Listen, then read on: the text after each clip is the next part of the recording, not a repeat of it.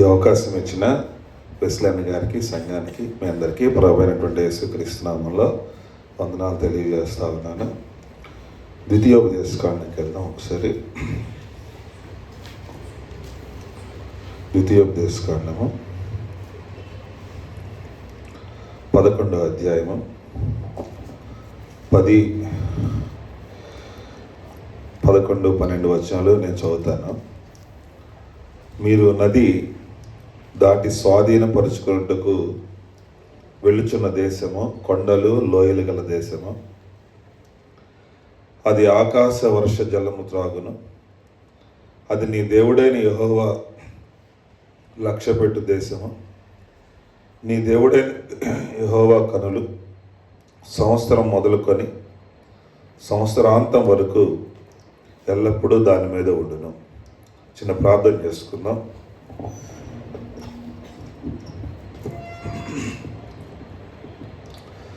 దయగలిగిన మహారాజా, ప్రేమ కలిగినటువంటి మహాతండ్రి, నీ వందనాలు నాయన.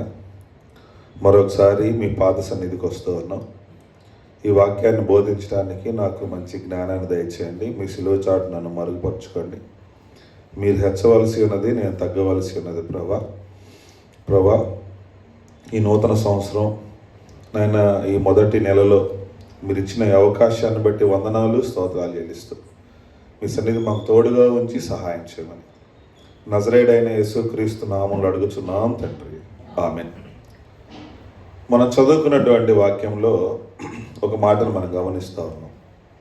ఏమంటున్నారంటే, మీరు నది దాటి స్వాధీనపరుచుకున్నట్టుకు వెళ్ళుచున్న దేశము కొండలు లోయలు గల దేశము. ఇశ్రాయేలు ప్రజలు 430 సంవత్సరాలు బానిసలుగా ఉన్నారు. వాళ్ళ మూలుగులు దేవుడు విని మోషే అనే నాయకుడిని పంపించినప్పుడు అక్కడ 10 అద్భుతాలు చేసి వారిని బయటికి తీసుకొచ్చి ఎర్ర సముద్రాన్ని పాయలు చేసి ఆరిన నేలలో వారిని నడిపించి వారికి పగలు మేఘస్తంభం, రాత్రి అగ్నిస్తంభం, తినటానికి మన్నా భోజనం, బండ నుండి నీళ్లు, ఇంకా రకరకాలైనటువంటి అన్నీ కూడా ఫెసిలిటీస్ ఇస్తూ తీసుకొస్తూ ఉన్న కాలంలో ఇంచుమించుగా 40 సంవత్సరాలు అయిపోయింది. వాళ్ళు దరిదాపులకు వచ్చేసారు. అంటే మనం ఒకవేళ మనకి విజయవాడలో దేవుడిస్తా అన్న స్థలాలు ఉన్నాయనుకున్నాం. మనమే ఇజ్రాయెల్ వెళ్తున్నాం, విజయవాడలో ఉన్నాయి. కానీ వీళ్ళు ఎక్కడి దాకా వెళ్ళిపోయారంటే ఆ నది దాకా వెళ్ళిపోయారు. నది అవతల నుంచి కనపడుతుంది, ఆ పట్టణం అంతా కనపడుతుంది. కానీ మధ్యలో ఆ స్వాస్యాన్ని పొందుకోకుండా ఒక నది అనేది అడ్డంగా ఉంది. ఈలోపు మోషేకి కాస్త బీపీ ఎక్కువైంది. వాళ్ళు తొందరపడే ఒక మాట అన్నాడు. ఆయన అన్నాడు, ఇంక నువ్వు వాలంటరీ రిటైర్మెంట్ తీసుకో, నీ అన్ని సెటిల్మెంట్ చేస్తానని ఆయన సెటిల్మెంట్ చేసేసాడు.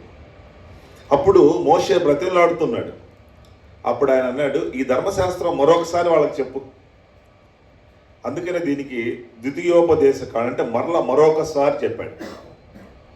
వాళ్ళని కూర్చోబెట్టి చెప్తున్నటువంటి సంగతంలో అంటున్నాడు, మీరు నది దాటిన తర్వాత స్వాధీనపరుచుకునే దేశము కొండలు లోయలు కలిగినటువంటి దేశము. మన జీవితంలో కూడా ఈ నూతన సంవత్సరంలోనికి వచ్చేసాము. దేవుడు మహాకృప వల్ల మనం 2026 చూడగలుగుతున్నాం, నడుస్తాము. చాలామంది గొప్ప గొప్ప మహానుభావులు, డబ్బున్న వాళ్ళు కానివ్వండి, పేదవాళ్ళు కానీ కొంతమంది 2026 చూడలేకపోయారు. దేవుడు ఆయన కృపచేత దయ చొప్పున మరొక సంవత్సరం మనకు దయా కిరీటంగా దేవుడు దయచేశాడు. అయితే మనకున్న ఆలోచనలు ఏంటంటే 2025లో చాలా నష్టపోయి ఉండొచ్చు, అవమానాలు పొంది ఉండొచ్చు, నిందలు పొంది ఉండొచ్చు, లేకపోతే ఏదైనా చేద్దాం అనుకున్నాం చేయలేకపోవచ్చు. అయితే ఈ కొత్త సంవత్సరంలో ఎలా ఆలోచిస్తామంటే, గడిచిన సంవత్సరం నేను చేయలేకపోయాను, ఈ సంవత్సరం చేయగలుగుతానా లేదా? గడిచిన సంవత్సరం నేను అనారోగ్యం పాలైపోయాను, ఈ సంవత్సరం నా ఆరోగ్యం ఎలా ఉంటుందో? గడిచిన సంవత్సరం అప్పుల్లో ఉన్నాను, ఈ సంవత్సరం ఎలా ఉంటుందో? గడిచిన సంవత్సరం అని మనం కొత్త సంవత్సరం రంగాన్ని ఆలోచిస్తూ ఉంటాం. అందుకని దేవుడు ఒక మాట అన్నాడు, నీ కాలగతులు నా వశంలో ఉన్నాయిరా. నువ్వు ఎంత ఆలోచించినా నీ తల వెంట్రుకల్లో ఒకటినైనా తెల్లగానైనా చేయలేవు, నల్లగానైనా చేయలేవు. కాబట్టి మనం ఏదో బీభత్సంగా ఆలోచించేసి అనవసరంగా లేని పని టెన్షన్లు తెచ్చుకునే కన్నా మనం దేవునికి అప్పగించుకుంటే దేవుడు మన విషయమే మేలైనదే ఆలోచిస్తాడు.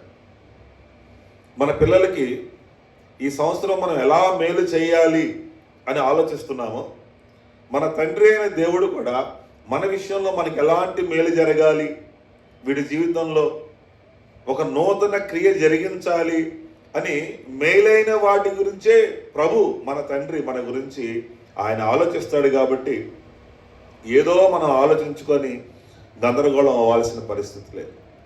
అందుకనే మోషే అంటున్నాడు, మీరు దాటి వచ్చినటువంటి దేశం కాదు ఈ దేశం. అంటే గడిచి వచ్చినటువంటి సంవత్సరం లాంటిది కాదు ఈ 26 అనే సంవత్సరం. మన 25లో ఏ నష్టపోయామో అలా నష్టపోకుండా దేవుడు మన జీవితంలో ఒక నూతన కార్యము జరిగిస్తానని ప్రభు మనకు వాగ్దానం చేస్తూ ఉన్నాడు. అయితే ఆయన అంటున్నాడు, మీరు నది స్వాధీనపరుచుకున్న దేశము బయలుదేరి వచ్చిన ఐగుప్తు దేశము వంటిది కాదు. ఐగుప్తు దేశము, కానాను దేశము మధ్య గల మన తేడాన్ని గమనించినట్లయితే, ఐగుప్తు దేశంలో ఏంటంటే విస్తారమైన పని, శ్రమ, దుఃఖము, కన్నీరు, అవమానమే మిగిలి. తన ముందే తన భార్యను అవమానపరుస్తారు, తన ముందే తన పిల్లలను అవమానపరుస్తారు. పని చేస్తేనే, విస్తారమైన పని చేస్తేనే కొద్దిగా జీతం. కానీ వాళ్ళు ఆ ఐగుప్తును దాటి కానానులోకి వస్తే ఏంటి వాళ్ళ పరిస్థితి? కానానులో దేవుడు వాళ్ళ కొరకు నాటని తోటలు ఉంచాడు. కానానులో దేవుడు వారి కట్టని ఇళ్ళు వాళ్ళకి సిద్ధంగా ఉంచాడు కదా. మనం కొన్ని అపార్ట్మెంట్లు కొనుక్కుంటుంటాం, విత్ ఫర్నిచర్ అని ఉంటుంది కనుక. అంటే ఇక మనం ఏం కొనుక్కోవాలి, అసలు గ్యాస్ పై కానీ మొత్తం అన్ని అందులోనే ఉంటాయి, ఇక రెడీ వెళ్ళి వండుకోవటం.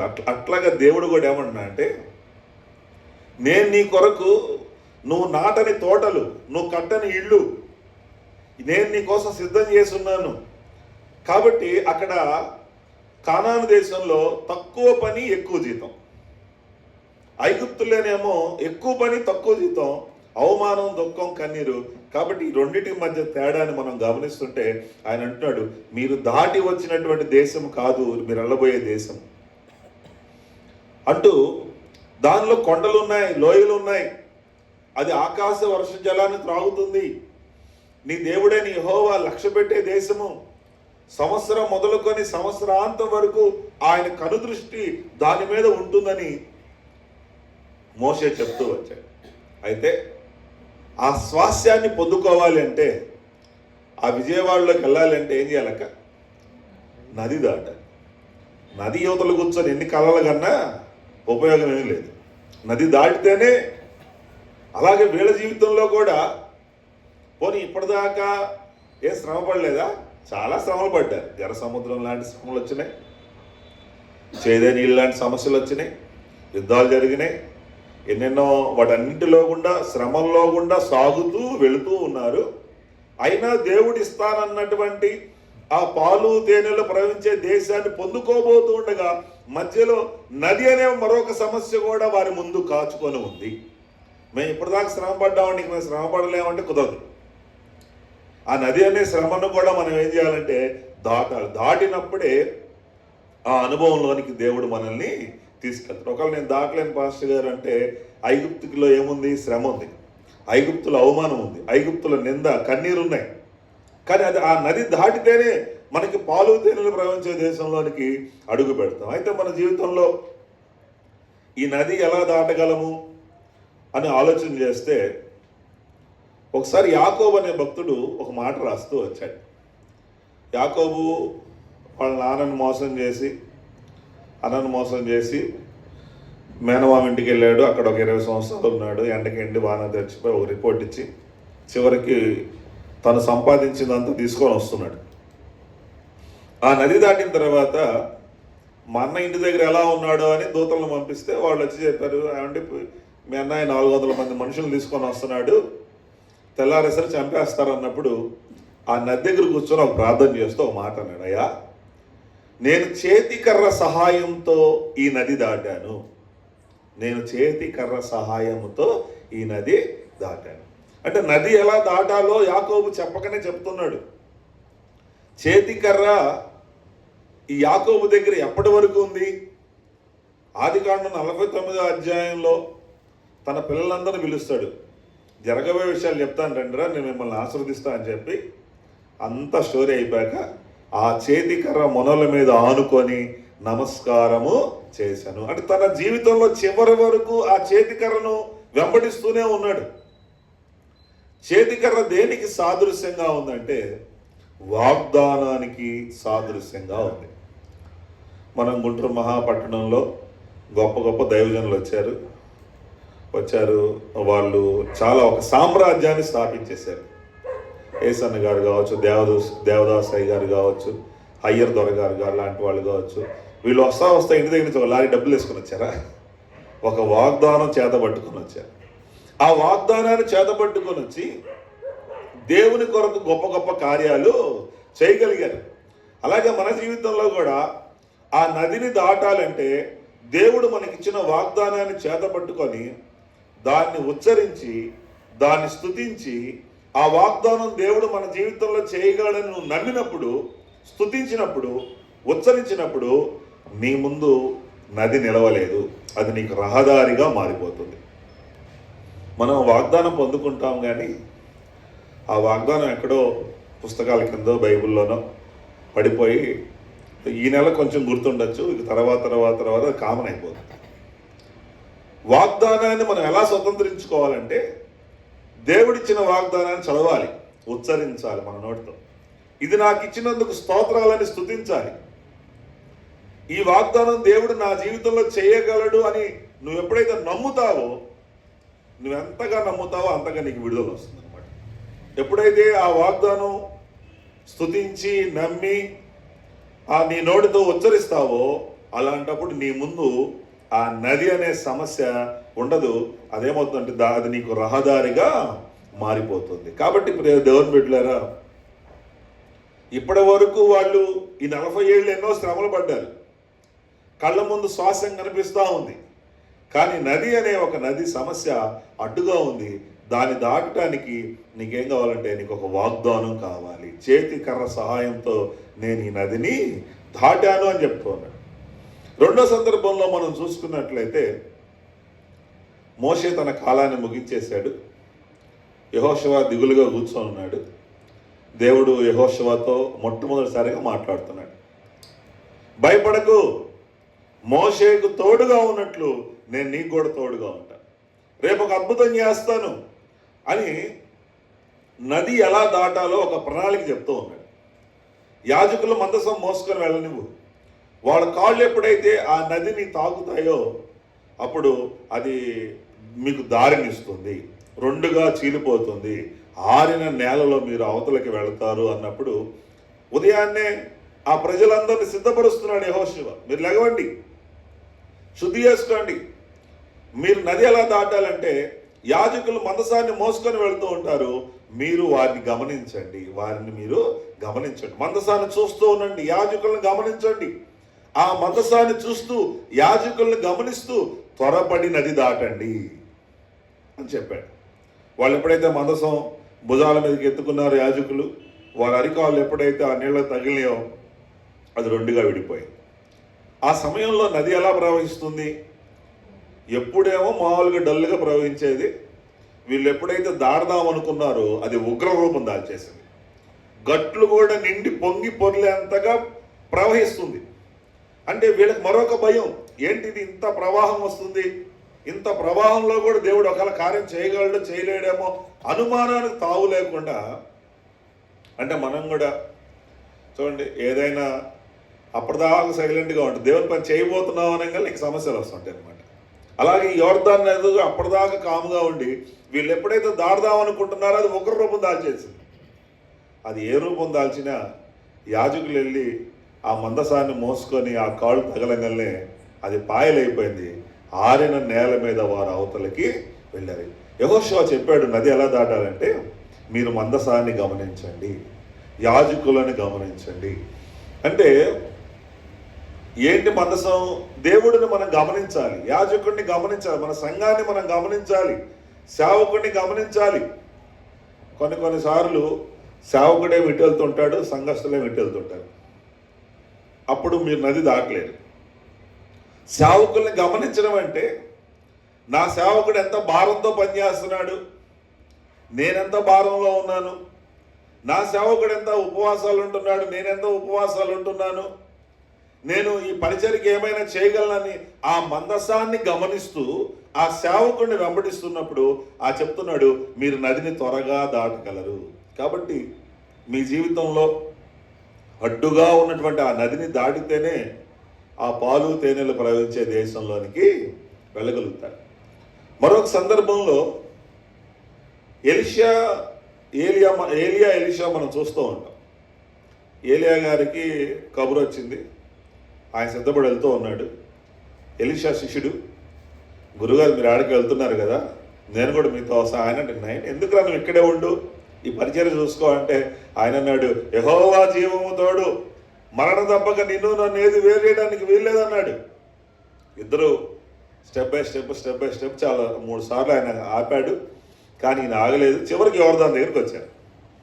యోర్దాను దగ్గరికి వచ్చినప్పుడు ఏలియా గారు దుప్పటి తీసుకొని ఆ నది మీద కొట్టాడు.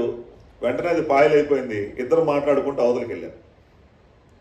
ఇన్ని సందర్భాల్లో ఎప్పుడు అడగల ఎలీషా నీకేం కావాలి రాని. ఎప్పుడైతే నది దాటిన తర్వాత అడుగుతున్నాడు, నీకేం కావాలి, ఇంత దూరం వచ్చావు, నన్ను వెంబడిస్తున్నావు, నీకేం కావాలంటే అప్పుడు అడిగిన నాకు 2 అభిషేకం కావాలి, నీలో ఉన్నదానికి నాకు 2 అభిషేకం కావాలంటే. అనగానే ఏలియా, అబ్బా ఇది కష్టసాధ్యం రా, ఇది నా వల్ల కాదు, అయినా సరే అగ్నిరథాలు వచ్చి నిన్ను నన్ను వేరు చేసి ఎత్తుకెళ్ళిపోతున్నప్పుడు నేను కనపడితే అది సాధ్యమైంది, ఒకవేళ కనపడపోతే కష్టంరా అని చెప్తూ ఉండగానే అగ్నిరథాలు వచ్చినాయి, ఇద్దరిని వేరు చేసినాయి, తీసుకెళ్ళిపోతూ ఉన్నప్పుడు కనపడలేదు. అప్పుడు కింద శిష్యుడు గుండెలు బాదుకుంటున్నాడు, బట్టలు దించుకుంటున్నాడు, నా తండ్రి ఇశ్రాయేలుకు రాజువి రౌతువి నీవే అని కేకలేస్తూ గుండెలు బాదుకుంటూ ఉండగా ఆకాశంలో నుంచి ఆయన దుప్పటి పడుతుంది. ఆ దుప్పటి కింద పడకుండానే వెళ్ళి దాన్ని పట్టుకున్నాడు. ఎప్పుడైతే ఆ దుప్పటి అతన్ని తాకిందో ఆయనలో ఉన్నటువంటి 2 అభిషేకం ఆయనలోనికి వచ్చేసింది. ఇప్పుడు టెస్ట్ చేయడానికి నది వచ్చేసింది. నది దగ్గరికి రాగానే ఏమన్నాడు, ఆ దుప్పటి తీసుకొని ఏలియా దేవుడు ఎక్కడున్నాడని కొట్టంగానే అది మామూలుగా చీలిపోయింది. ఆరిన నేలలో మనోడు నడుచుకుంటూ అవతలికి వెళ్ళిపోయాడు. అంటే దీన్ని బట్టి మనకి ఏమర్థం అవుతుందంటే, ఈ సంవత్సరం దేవుడు నీకు ఇస్తానన్న ఆ వాగ్దానం, దేవుడు నీకు ఇవ్వబోతున్నటువంటి ఆ స్వాస్యాన్ని పొందుకోవటానికి అడ్డుగా ఉన్న నదిని ఎలా దాటాలంటే నీకు 2 అభిషేకం కావాలి అని. ఏం కావాలి? 2 అభిషేకం కావాలి. డబుల్ శాలరీ కావాలంటే ఏం చేస్తామన్నా? ఓటీ చేస్తాం, అంతే కదా, ఓటీ చేస్తాం. సెలవు పెడితే వాళ్ళు కూడా చేస్తే. అలాగే 2 అభిషేకం కావాలంటే ఏం చేయాలి? ఓటీ చేయాలి. రోజు అరగంట చదివితే గంట చదవాలి. రోజు ఒకవేళ అరగంట ప్రార్థన చేసి దాన్ని పెంచుకోవాలి. మన ప్రార్థన జీవితాన్ని, భక్తి జీవితాన్ని పెంచుకున్నప్పుడు 2 అభిషేకానికి వెళ్తాం. పోలీస్ కావాలని పడుకుంటే అవుతుందా? పొద్దున్నే లేచి రోడ్ల పరిగెత్తాలి, వాకింగ్ రన్నింగ్ చేస్తుంటే వచ్చినప్పుడు అవుతాం. ఇంట్లో కూర్చొని కళ్ళగంటే అవ్వం కదా, అది కష్టం. అలాగే 2 అభిషేకం కావాలంటే చేస్తున్న భక్తికి నువ్వు అదనంగా చేసినప్పుడు దేవుడు గమనించి నీకు 2 అభిషేకాన్ని ఆయన ఇస్తాడు. ఇంకో సందర్భంలో రాజుగారు దావీదు ఆ కుటుంబంలో సమస్యలు వచ్చినప్పుడు తట్టాపొట్ట సర్దుకొని పారిపోతున్నటువంటి సమయంలో నది అడ్డొచ్చింది. అప్పుడు రాజుగారు వస్తున్నారు కాబట్టి ఒక పడవని తెప్పించారు. ఆ పడవ మీద వాళ్ళు నది దాటి అవతలికి వెళ్ళారు. అంటే పడవ దేనికి సాదృశ్యంగా ఉందంటే విశ్వాసము కదా. హెబ్రీ పత్రికలో అంటారు, ఆ ఓడ బద్దలైపోయి వారు విశ్వాస విషయంలో భ్రష్టులైపోయారు. అంటే పడవ విశ్వాస విషయానికి చూపిస్తుంది. అంటే మనం దేవుడు నాకు సహాయం చేస్తాడు, చెయ్యకపోయినా పర్వాలేదు, ఏంటన్నా చెయ్యకపోయినా పర్వాలేదు అనే ఆ విశ్వాసంలో నువ్వు ఎప్పుడైతే ఆ విశ్వాసం సన్నగిల్లిపోకూడదు. విశ్వాసం బలహీనమైపోకూడదు. విశ్వాసంలోనే మనం స్థిరంగా ఉండాలి. యేసు ప్రభు దగ్గరికి చాలామంది వచ్చారండి. కుంటివాళ్ళు, గుడ్డివాళ్ళు, రక్తస్రావం కలిగిన స్త్రీలంతా వచ్చారు. చివరిలో ఆయన ఏం మాట అన్నాడు? నీ విశ్వాసమే నిన్ను కాపాడింది, స్వస్థపరిచింది. విశ్వాసం అనే మాటే ఆయన చెప్పాడు. కాబట్టి ఈ సంవత్సరం ఆ నది దాటడానికి నేను 4 అనుభవాలు చెప్పాను. ఒకటి ఓడ ఉండాలి, ఒకటి 200 అభిషేకం ఉండాలి, ఒకటి చేతికర్ర సహాయంతో మనం దాటాలి, ఒకటి మందసాన్ని యాజకులను గమనించినప్పుడు నువ్వు ఆ పాలు తేనెలు ప్రవహించినటువంటి ఆ దేశంలోనికి అడుగు పెట్టగలుగుతావు. ఒకవేళ అక్కడ పెట్టలేకపోతే నువ్వు ఐగుప్తులోనే వెళ్ళి ఉండిపోవాల్సి వస్తుంది. ఐగుప్తులో అక్కడ ఇబ్బంది, దుఃఖము, అక్కడ బహుశ్రమంతో కూడుకున్నటువంటి వ్యవహారం. కాబట్టి దేవుడు మనల్ని ప్రేమించి మనకు ఆ పాలు తేనెలు ప్రవహించే దేశం ఇస్తా అన్నాడు. అయితే ఆ స్వాస్థ్యాన్ని పొందుకోవడానికి అడ్డుగా ఉన్నటువంటి ఆ నదిని ఎలా దాటాలో మీకు 4 విషయాలు చెప్పాను. అయితే మోషే గారు అంటున్నారు, మీరు నది దాటిన తర్వాత అది కొండలు లోయలు కలిగినటువంటి దేశము. నాకు తెలిసి వీళ్ళు ఐగుప్తులో వీళ్ళకి కొండలేం కనపడి ఉండేవాళ్ళు, ఎందుకంటే పిరమిడ్లు కట్టుకునేవాళ్ళు కదా. వాళ్ళు ఉంటున్నది ఎడారి దేశం అయి ఉండొచ్చు. అందుకని చెప్తున్నాడు, మీరు వెళుతున్నటువంటి దేశం ఎలాంటిదంటే కొండలు కలిగినటువంటి దేశము. దేవుడు ఈ సంవత్సరం మనందరికీ కూడా కొండ అంటే అనుభవాలు దేవుడు మనందరికీ దయచేయను గాక. ఏంటి కొండ అనే అనుభవం? ఒకరోజు అబ్రహాముని దేవుడు పిలుస్తూ ఉన్నాడు. అబ్రహాము, నీవు ప్రేమిస్తున్నావే నీ ఒక్కగానొక కుమారుడిని మౌర్య అనే పర్వతం మీద తీసుకొచ్చి బలి అంటే మరుమాట మాట్లాడకుండా ఇస్సాకుని తీసుకొని 3 దినాలంత దూరం నడిచి పనివాళ్ళని అక్కడి నుంచి ఆ కొండ మీదకి వాళ్ళిద్దరు ఎక్కుతూ ఉన్నప్పుడు ఒక నిశ్శబ్దమైన వాతావరణం. ఆ అబ్బాయి అడుగుతున్నాడు ఇస్సాకు, నాన్న అన్నీ ఉన్నాయి, గొర్రెపిల్ల లేదు నాన్న అంటే, దేవుడే చూసుకుంటాడులే పారా అన్నప్పుడు పైకి వెళ్ళిన తర్వాత ఇస్సాకును బంధించి కత్తి పైకెత్తినప్పుడు అప్పటిదాకా దేవుడు కలగజేసుకోవాలి. ఆ చివరి క్షణంలో అబ్రహాము అబ్రహాము, ఆ చిన్నవాడి మీద చేయవాకు, ఇదిగో ఆ పొదల్లో ఒక గొర్రె పొట్టెలు ఉంది, దాన్ని తీసుకొచ్చి మారుగా నాకు బలి అంటే, బలి చేసిన తర్వాత అక్కడ అంటాడు, ఇందును బట్టి నీవు నాకు భయపడవాడు అని అర్థం అవుతుంది. అంటే మనం దేవునికి భయపడతామో లేదో టెస్ట్ చేసుకోవడానికి ఎక్కడికి తీసుకెళ్ళాడు దేవుడు? కొండ మీద తీసుకురా, భూమి మీద కాదు. కొండ అనే అనుభవం. నువ్వు దేవునికి భయపడుతున్నావా లేదా? కీర్తనలు 2:11 ఒక చక్కటి మాట ఉంటుందండి, గడగడ వణుకుచు ఆయన్ని సేవించండి. ఎవరు వణుకుతున్నారు ఈ రోజుల్లో? అసలు ఏ విశ్వాసం వణుకుతున్నారు కదా. కాబట్టి మనం ఎప్పుడైతే దేవునికి, అబ్రహామునే దేవుడు టెస్ట్ చేశాడండి, నిన్ను నన్ను టెస్ట్ చేయడా? ఖచ్చితంగా టెస్ట్ చేస్తా. అసలు అంటే భయం ఉందా లేదా వీడికని ఒక పరీక్ష పెడతాడు. మనం శోధనలో చేసిన అనుకుంటాం, ఇందును బట్టి నీవు నాకు భయపడేవాడు అని అర్థమవుతుందని చెప్పి నీవు ఈ కార్యము చేశావు కాబట్టి ఇదిగో ఆకాశ నక్షత్రాల వలె ఇసుక రేణుల వలె నీ సంతానం అభివృద్ధి చెందుతాను అని. అబ్రహాము నిన్నెవడైతే దీవిస్తాడో వాడిని దీవిస్తానయ్యా, అబ్రహాము నిన్నెవడైతే శపిస్తాడో వాడిని శపిస్తాను, నీ మూలంగా ఈ భూమి మీద ఉన్నటువంటి జాతులన్నీ ఆశీర్వదించబడతాయని. ఈ ఆశీర్వాదాలన్నీ ఎక్కడ దొరికినాయి? ముందు ఇచ్చాడు ఫస్ట్, కానీ కొండ మీద ఇచ్చి స్థిరపరిచి స్టాంప్ వేసి నీకు అంతా అయిపోయింది, సంతకం పెట్టేశాడు అక్కడ. కాబట్టి మన జీవితంలో కూడా ఆశీర్వాదాలు పొందుకోవాలంటే ఆ కొండ అనే అనుభవం ఏంటంటే దేవునిలో ఒక్కొక్క మెట్టు మనం పైకెక్కుతూ ఉండాలి. ప్రార్థనా జీవితాన్ని పెంచుకోవాలి, భక్తి జీవితాన్ని పెంచుకోవాలి. ఆ కొండ అనే అనుభవంలోకి వెళ్ళినప్పుడు దేవుడు మనల్ని గణపరుస్తాడు, లేకపోతే ప్రజలకి పరిచయం చేస్తాడు, ప్రపంచానికి పరిచయం చేయొచ్చు. ఇందును బట్టి నువ్వు నాకు భయపడేవాడు అని అర్థమవుతుంది. ఓ రోజు మోషే ఇశ్రాయేలు ప్రజలు తీసుకొని వస్తున్నాడు. 10 ఆజ్ఞలు ఇవ్వాలనిపించింది వీళ్ళకి. ఎక్కడికి రమ్మన్నాడు? అక్క ఆ సీనాయి పర్వతం మీదకి రా అన్నాడా? అక్కడ 40 రోజులు గడిపిన తర్వాత కదా 10 ఆజ్ఞలు ఇచ్చింది. కొండ మీదే ఇచ్చాడు కానీ కొండ కింద ఇవ్వలేదు. మరొకసారి పిలిచాడు, నువ్వు కొండ మీదకి రా అంటే కొండ మీదకి వెళ్ళాక ఇదిగో ప్రత్యక్ష గుడారం ఇలా కట్టాలి, దాని నమూనా ఇది, దాని కొలతలు ఇవన్నీ కూడా అక్కడ చెప్పాడు. అలాగే మన జీవితంలో కూడా ముఖ్యమైన విషయాలు, మన భవిష్యత్తు ఏంటి, మన పరిస్థితులు ఏంటి ఇవి తెలుసుకోవాలనుకున్నప్పుడు మనం కూడా మన ప్రార్థనా జీవితాన్ని కొండలాగా పెంచుకోవాలి, దేవునికి దగ్గరగా అవ్వాలి. భూమి మీద చేసే ప్రార్థనకి కొండ మీద చేసే ప్రార్థన కొంచెం హైట్ దగ్గర అవుతాం. అలా అని మనం కొండ మీదకి వెళ్ళి గందరగోళం అవ్వకూడదు. మోషే చూడండి, అమాలేకీయులు యుద్ధంకి వచ్చినప్పుడు ఏం చేశాడు? కొండ మీదకి వెళ్ళి ఎప్పుడు చేతులు ఎత్తాడో వాళ్ళ కింద గెలుస్తున్నారు, ఆయన చేతులు దించుతూ ఉన్నాడో బరువెక్కి వాళ్ళు ఓడిపోతూ ఉన్నారు. అప్పుడు ఆరోను హూరులు వచ్చి ఆ చేతులను ఆదుకుంటే ఆ సాయంత్రం వరకు అలా ఎత్తి కూర్చున్నాడు, వాళ్ళంతా విజయాన్ని సాధించారు. కాబట్టి అంటే దేవునితో ఒంటరి ప్రార్థన. కొండ మీద ఎవరు ఉండరు కదా. నేను కూడా ఈ మధ్య అప్పుడప్పుడు వెళ్ళి ప్రార్థన చేస్తూ ఉండేవాడిని. మొన్న ఒకసారి చిన్న జారిపడ్డా, ఇంకా అప్పటి నుంచి పోవట్లే. మావిడ నేను భయపడ్డావా అని. భయపడిపోయినా ఎందుకు మళ్ళీ టైం దొరికినప్పుడు వెళ్తాలే అని చెప్పాను అనమాట. ఎంత కొంత భయం వేస్తుంది కదా, భయం లేకుండా ఎలా ఉంటుంది.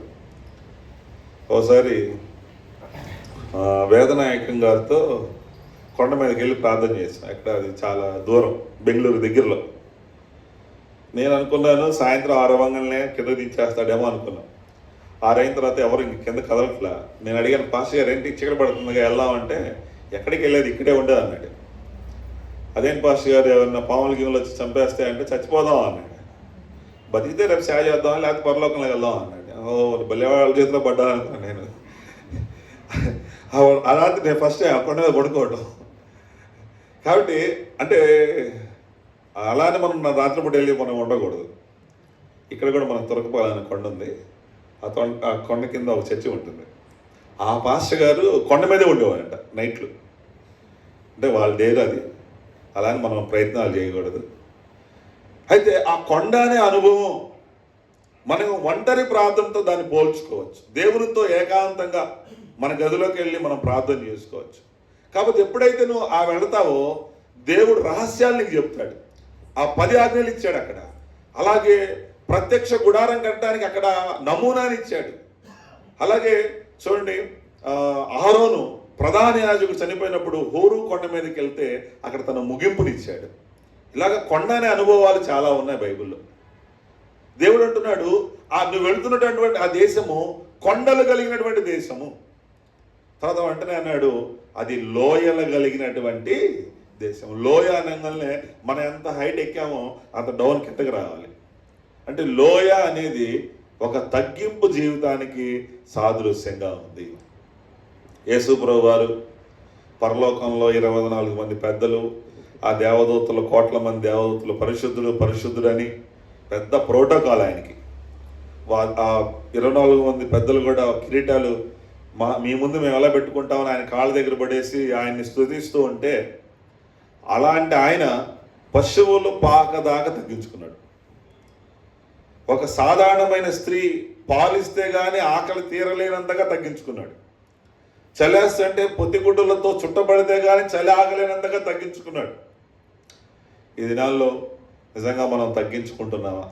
లోయ అనేది తగ్గింపు జీవితానికి సాదృశ్యం. మా చర్చిలో నేను సేవకు వచ్చిన కాడి నుంచి నేను కంకరగుంట దగ్గర అబ్రహాం గారి చర్చికి వెళ్తుండేవాళ్ళం. మా చర్చిలో చూస్తుండేవాడిని. నేను పాత పరిచయం ఉండేది.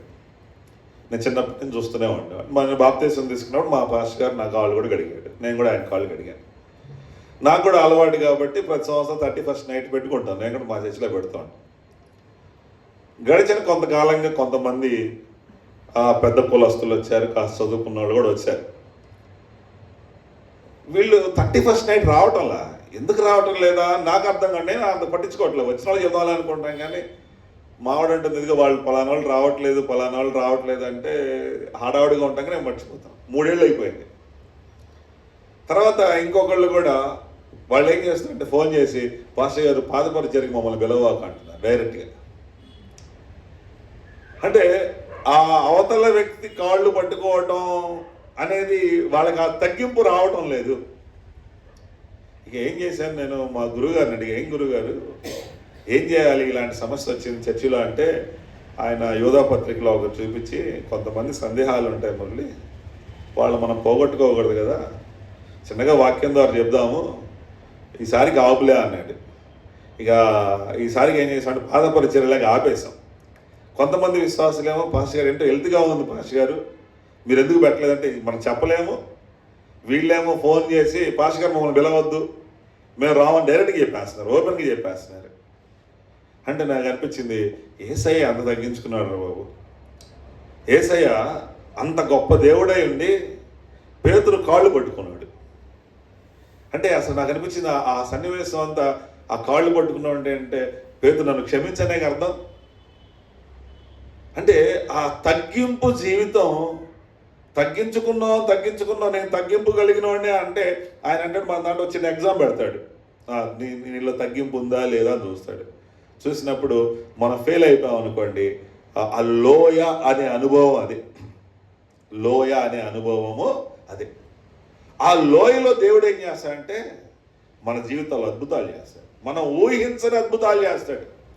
కొండ మీద దేవుడు మన ప్రణాళికలు గీస్తాడు, కొండ మీద నీకేం కావాలో చెప్తాడు అక్కడ. కానీ లోయలో ఆ ప్రతిఫలాన్ని దేవుడు ఇస్తాడు. ఒకసారి బైబిల్లో చాలా లోయలు ఉన్నాయి, బెరాకా లోయ, ఎముకల లోయ, గాఢ అంధకారపు లోయ. బెరాకా లోయ, ఆ లోయ గురించి నేను చదివినప్పుడు నాకు చాలా ఆశ్చర్యం వేసింది. ఓసారి యెహోషాపాతు యూదా దేశానికి రాజుగా ఉన్నాడు. ఆ రాజుగా ఉన్న సందర్భంలో ఆయనకి ఇంటెలిజెన్స్ రిపోర్ట్ వచ్చింది, సార్ మన మీదకి సేయిరు మన్యవాసులు యుద్ధానికి వస్తున్నారు. ఇంకొక గూఢాచారం వచ్చి చెప్పాడు, ఎదోమీయులు వస్తున్నారు, మోయాబీలు వస్తున్నారు, అమ్మోనీయులు మన మీదకి వస్తున్నారు. ఇలాగా 3-4 దేశాలు మన మీదకి ఒక్కసారిగా అటాక్ అవుతున్నాయని ఆ సమాచారం విన్నప్పుడు యూదారాజు యెహోషాపాతు ఏం చేశాడంటే దేవుని మందిరంలోకి వెళ్ళి ఉపవాసం ఉండి ప్రార్థన చేస్తున్నాడు. ప్రభా, ఆ మోయాబీలుని మా పితరులు వెళ్ళినప్పుడు వాళ్ళ ఊరిలో నుంచి రానికపోతే వాళ్ళని ఏం చేయొద్దన్నావు, చుట్టూ తిరిగి వెళ్ళమన్నావు. అమ్మోనీయులతో యుద్ధం చేయనిలా, శేయూరు మన్యవాసులతో యుద్ధం చేయనిలా. ఇప్పుడు వాళ్ళు ఆ కృతజ్ఞత లేకుండా మా మీదకి యుద్ధానికి వస్తున్నారు, మేమేమో చిన్నవాళ్ళం అయిపోయాము అని అన్నప్పుడు అక్కడ ఒక ప్రవక్త ఉన్నాడు. ప్రవక్తను దేవుడు దర్శిస్తే ఆయన ఎలిగితి చాటు చెప్తున్నాడు.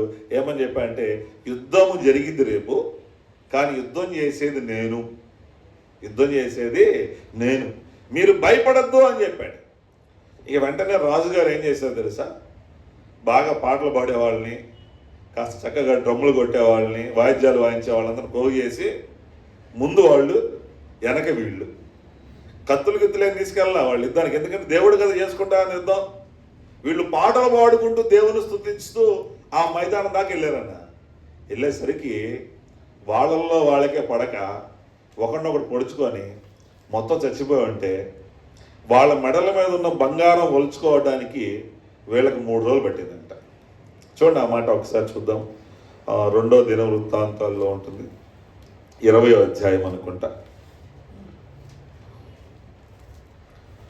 2వ దినవృత్తాంతాలు 20వ అధ్యాయము 25వ వచనం చదవండి ఒక్కసారి. అక్క చదవండి ఒకసారి. అతని జనులను వారి వస్తువులను దోచుకొనుటకు దగ్గరకు రాగా ఆ శవముల యొద్ద విస్తారమైన ధనమును కనబడెను.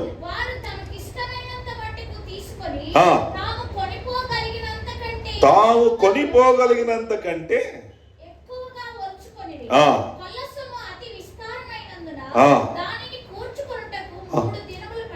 చూడండి ఎంత సంతోషం. వాళ్ళు బంగారం మొయ్యలేకపోతున్నారంట, మట్టి కాదు, బంగారం ఒక్కొక్కడు మొయ్యలేనంత మోసుకెళ్తున్నారంట. అందుకనే దానికి బెరాకా లోయ అని పేరు పెట్టారు, కింద వస్తుంది. అంటే నువ్వు ఎప్పుడైతే తగ్గించుకుంటావో, తగ్గించుకుంటున్నానని పైకి వేషం వేస్తే చూడు, దేవుడు గమనిస్తాడు కదా. ఆయన పై రూపం చూసేవాడు, ఆయన హృదయాలు చూసేవాడు. నువ్వు నిజంగా తగ్గించుకున్నప్పుడు నిజంగా నువ్వు మోయలేని బంగారం ఆయన ఇచ్చి చూపిస్తాడంతే. నీ ఆర్థిక స్థితిగతులన్నిటి తారుమారు చేసేస్తాడంతే. వీళ్ళు ఎప్పుడైతే తగ్గించుకొని దేవుని దగ్గరికి వెళ్ళి ప్రార్థన చేశారో ఆయన అన్నాడు, యుద్ధం మీరు కాదురా చేసేది, నేను చేస్తాను యుద్ధము అని వాళ్ళు కొట్టుకు చేసేట్టు చేసి వీళ్ళు వెళ్ళి ఆ ఒలుచుకోవడానికే 3 రోజులు బట్టి ఒక్కొక్కడు మోయలేనంత బంగారాన్ని మోసుకుంటూ వెళ్ళి ఆ బెరాకా లోయలో దేవుణ్ణి స్తుతించారు. కాబట్టి ఇక్కడ ఏమంటున్నా అంటే, ఇదిగో మీరు వెళుతున్నటువంటి దేశము కొండలు లోయలు కలిగినటువంటి దేశము. ఆ కొండ అనే అనుభవంలోనికి దేవుడు నడిపిస్తాడు. నడిపించిన తర్వాత లోయ అనేటటువంటి అనుభవంలోనికి కూడా దేవుడు మనల్ని నడిపిస్తాడు. తగ్గింపు. ఒక్కోసారి మనం బాగా పాడగలిగాం అనుకోండి, ఈసారి చిన్న చిన్న సభలకు రారు ఇంకా వాళ్ళు. అంటే వాళ్ళు అడుగుతారనమాట. ఒకవేళ మాలాంటి సేవకులు కూడా కాస్త చేయి తిరిగింది అనుకోండి, కాస్త దేవుడు ప్రభు చూపిస్తారనుకోండి, ఇక వాళ్ళు చాలా ప్రశ్నలు అడుగుతారనమాట. ఇన్ని వాళ్ళకి మనం సెట్ చేస్తే కానీ వాళ్ళు అంటే లోయ అనే అనుభవంలోనికి రాలేకపోతూ ఉన్నారు. లోయలోనికి నువ్వు ఎప్పుడైతే వస్తావో దేవుడు నీ జీవితంలో అద్భుతాలు చేసి చూపిస్తాడు, గొప్ప కార్యాలు చేసి చూపిస్తాడు. గాఢాంధకారపు లోయ, బాకా లోయ, ఎముకల లోయ, అనేక రకాల లోయలు ఉన్నాయి. ఆ లోయల అనుభవంలో గుండా ఆయన మనల్ని ఏం చేస్తాడంటే నడిపిస్తూ ఉంటాడు. తర్వాత మనం చూసుకున్నట్లయితే అది యెహోవా లక్ష్యపెట్టు దేశము. లక్ష్యపెట్టు దేశం అంటే ఏంటంటే ఆయన దాని వైపు చూస్తూ ఉన్నాడు, గమనిస్తూ ఉన్నాడు. లక్ష్య పెట్టడం అంటే ఏంటంటే ఒక్కొక్కసారి పనికి వెళ్తూ లేకపోతే మనం డ్యూటీకి వెళ్తూ పిల్లాడు ఇంటి దగ్గర ఉంటాడు, వాడిని మనం తీసుకెళ్ళలేము, అలానే వదిలేసి వెళ్ళాం. అప్పుడు పక్కింటి వాళ్ళకి ఏం చేస్తామన్నా అప్పగిస్తాం. మా వాడు వచ్చేదా చూస్తుంటాడని చెప్తాం. వాళ్ళు చూస్తుంటారు. వాడికి మధ్యాహ్నం ఆకలేసింది, ఏం చేయాలి? వాళ్ళు ఒప్పుకున్నారు కాబట్టి అన్నం పెట్టాలి. ఈ లోపాడికి ఏదో జ్వరం వచ్చింది అనుకుందాం, వెంటనే హాస్పిటల్ తీసుకెళ్ళాలి. ఫోన్ కాదు, తీసుకెళ్ళి చూపించాలి. అంటే లక్ష్య పెట్టడం అంటే చూడటమే కాదు, బాధ్యత వహించటము. దేవుడు ఆ దేశాన్ని చూడటమే కాదు, దాని మీద ఒక బాధ్యత తీసుకుంటున్నాడు ఆయన. కాబట్టి ఆయన లక్ష్య పెట్టే దేశమని దేవుని వాక్యం చెప్తుంది. చూడండి, యోబు గ్రంథం 7వ అధ్యాయం 18వ వచనంలో ప్రతి ఉదయమున మరి ఆయన ఏం చేస్తాడంటే మనం దర్శిస్తూ ఉంటాడు. చూడండి ఒకసారి 7:18 యోబు గ్రంథం.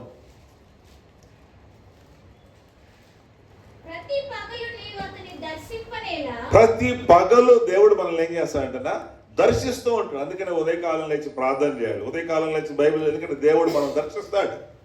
అలాగే ప్రతి రాత్రి కూడా ఆయన కీర్తన 17:3 అంటాడు, రాత్రి వేళ ఆయన దర్శిస్తూ ఉన్నాడు.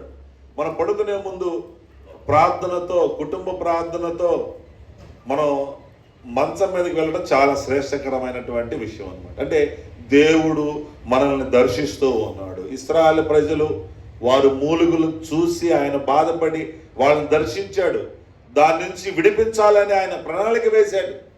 కాబట్టి ఏమంటుందంటే దేవుని వాక్యము ఆయన లక్ష్య పెట్టే దేశము.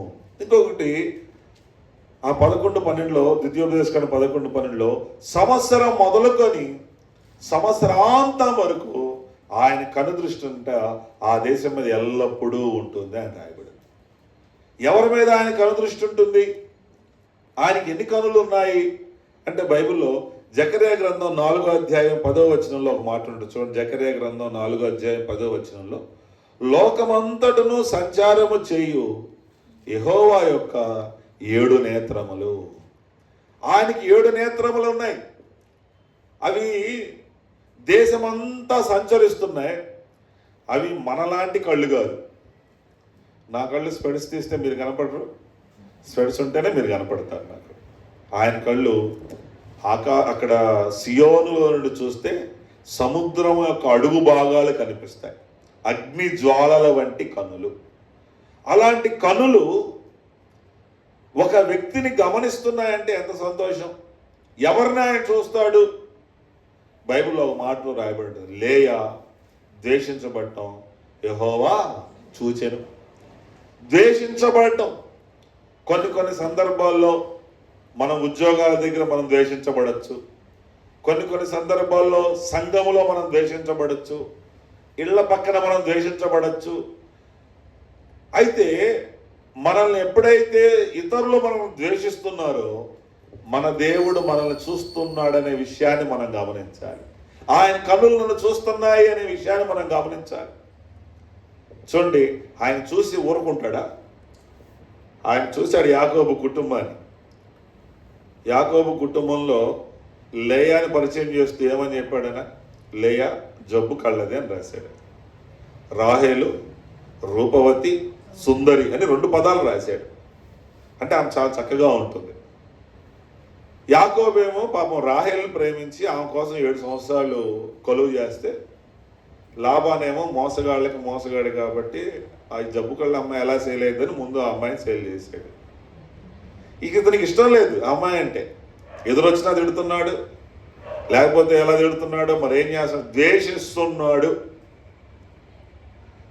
మామూలుగా పుట్టక ఒక అబ్బాయి పుట్టాడు అనుకున్న కుటుంబంలో, పేరు పెట్టేటప్పుడు తల్లిదండ్రులు ఇద్దరు కూర్చొని ఆలోచిస్తారుగా. అసలు మామూలుగా అక్కడ గొడవలు అవుతుంటాయి.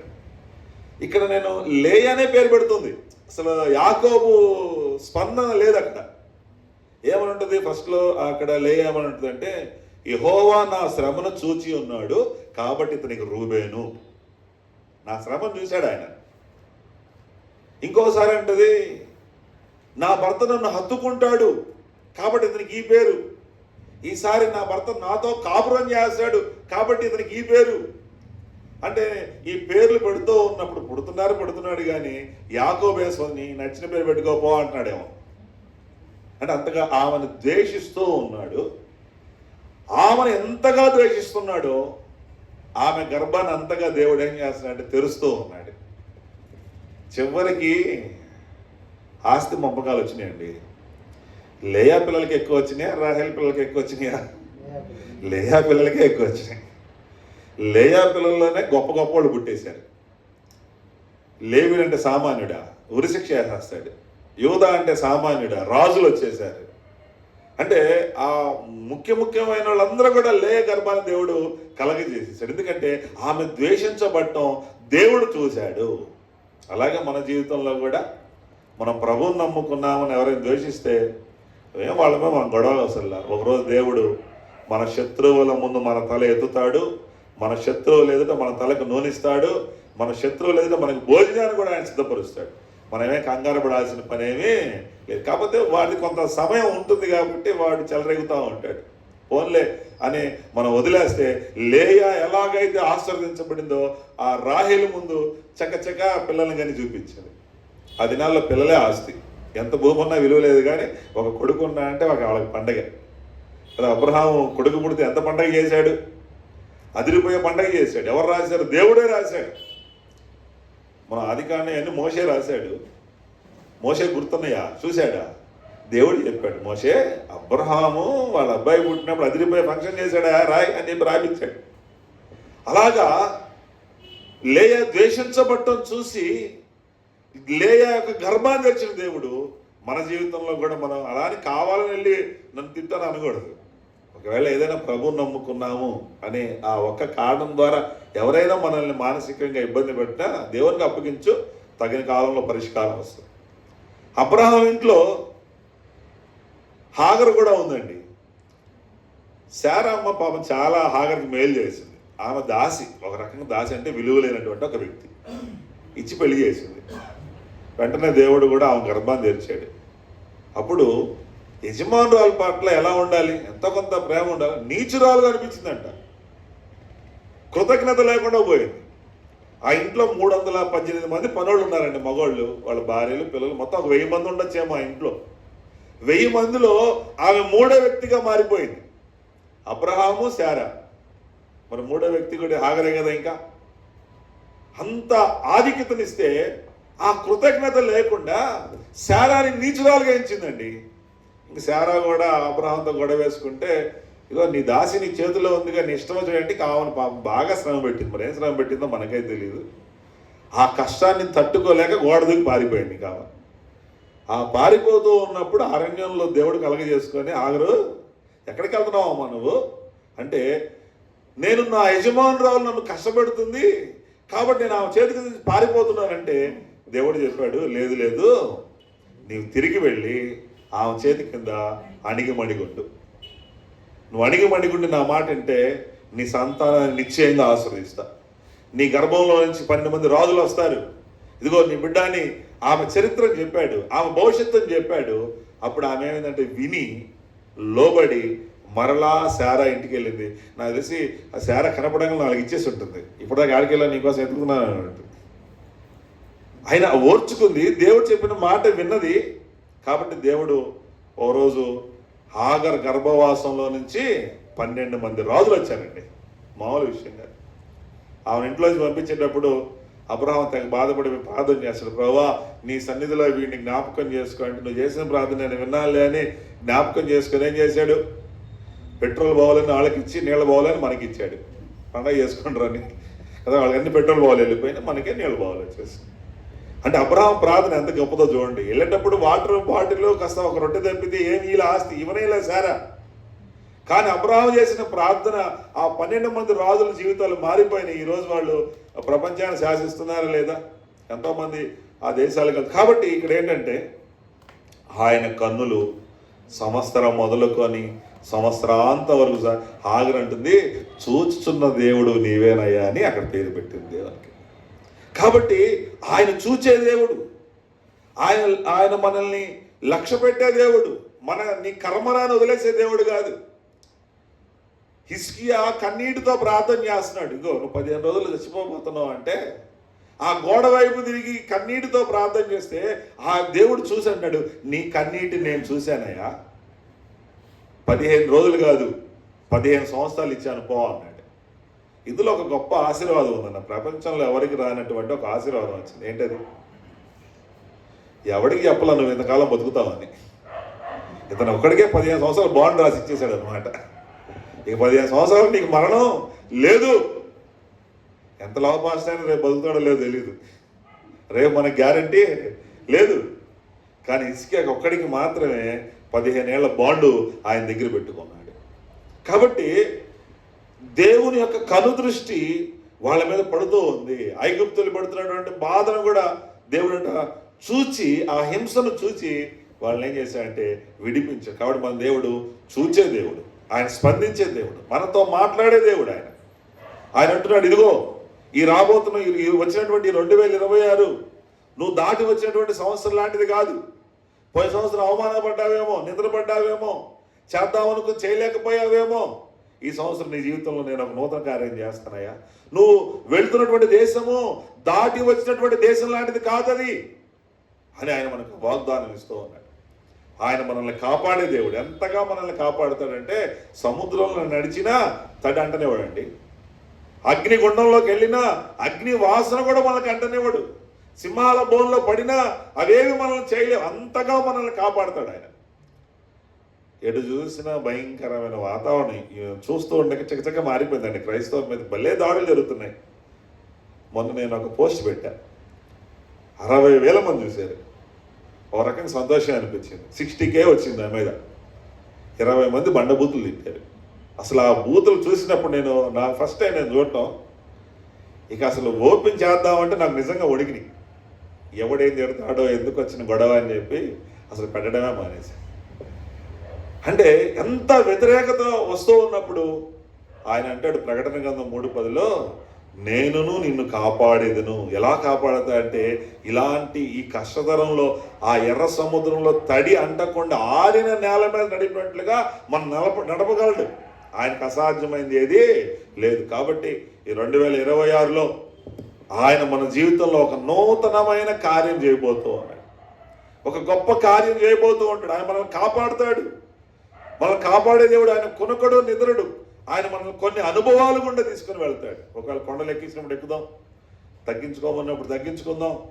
ఆయన కనుదృష్టి మన మీద, మన కుటుంబాల మీద, మన పిల్లల మీద సంవత్సరం మొదలుకొని సంవత్సరాంతం వరకు ఎల్లప్పుడూ ఉండునుగాక. ప్రార్థన చేసుకుందాం. దయగలిగిన మహారాజా, ప్రేమ కలిగినటువంటి మహాతండ్రి, నీ వందనాలు అయ్యా. ఈ 2026 నాయన ఈ మొదటి వారాల్లో ప్రభా మీరు ఇచ్చినటువంటి అవకాశాన్ని బట్టి వందనాలు, స్తోత్రాలు చెప్పిస్తున్నాం. చెప్పబడిన వాక్యము మీ బిడ్డల హృదయాల్లో నీరుగట్టి ఫలింపచేయండి అయ్యా. ఈ CPF సంఘాన్ని మీరు దీవించండి, ఆశీర్వదించండి. సంఘ సరిహద్దులు విశాలపరచండి, నూతన ఆత్మలు దయచేయండి. అలాగే వెస్లీ అన్నగారికి మంచి ఆరోగ్యాన్ని దయచేయండి. త్వరగా కోలుకోవటానికి మీరు సహాయం చేయండి. తగిలినటువంటి గాయము అయా, మీ గాయాల్లో మీ దెబ్బలు ఉన్నట్టు స్వస్థతను దయచేయండి. పరమ వైద్యుడా నీకు వందనాలు, స్తోత్రాలు. ఆరోగ్య ప్రదాత నీకు వందనాలు నాయన. మీ వాక్కును పంపించి బాగు చేయగలిగినటువంటి దేవుడై ఉన్నారు. ఈ రాత్రి మరొకసారి మీ సేవకులను జ్ఞాపకం చేసుకొని ముట్టి మీరు స్వస్థపరచండి. సంఘంలో బలహీనులు బలపరచండి ప్రభా. విశ్వాసంలో అంతకంతకు ఎదిగే విధంగా సహాయం చేయండి అయా ప్రభా.